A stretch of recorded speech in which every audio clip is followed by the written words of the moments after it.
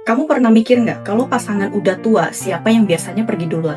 Kebanyakan justru pria, ada yang tumbang karena lelah, ada yang sakit, ada juga yang mati karena tekanan batin. Keluarga sering cuma peduli dia bisa cari uang berapa, tapi jarang banget yang nanya, ayah capek nggak? Dia nggak punya tempat buat ngeluarin beban, malah sering jadi sasaran marah di rumah. Orang bilang, hidup itu susah, tapi buat pria, hidup jauh lebih susah. Seumur hidup, ayah cuma tahu satu hal, kerja keras. Tapi uang yang dia hasilkan hampir nggak pernah dipakai buat dirinya sendiri. Terus, kalau ayah capek, dia bisa bersandar ke siapa? Nggak ada. Capek, dia sandar di kursi. Ngantuk, dia rebah di kasur.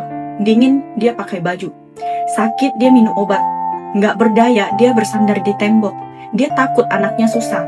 Takut istrinya nggak ngerti perasaannya. Lapar pun ditahan, sakit pun disembuhkan sendiri. Itulah ayah. Makanya, jangan pernah berdebat atau marah sama ayahmu. Marahin ayah bukan bukti keberanian. Ngambek ke ayah bukan tanda kamu hebat. Kalau sampai bikin ayahmu nangis, itu bukan kebanggaan, itu aib. Ayah nggak pernah pakai kata-kata buat menang dari anaknya. Dia pakai bahunya buat nanggung hidup dan masa depan keluarga. Kamu mungkin ngerasa ayah keras kepala, cerewet, nggak peka. Tapi sadar nggak?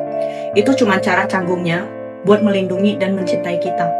Kalau suatu hari ayah nggak lagi nyapa kamu, nggak lagi nelpon, itu bukan karena dia berubah. Mungkin hatinya udah dingin karena sikap kita sendiri.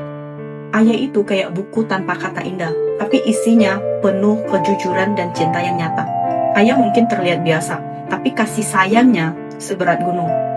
Dulu waktu kecil, kita nggak ngerti arti cinta seorang ayah. Dan saat akhirnya paham, kita udah bukan anak kecil lagi. Buat semua ayah di luar sana, terima kasih udah kuat bahkan saat dunia nggak berpihak.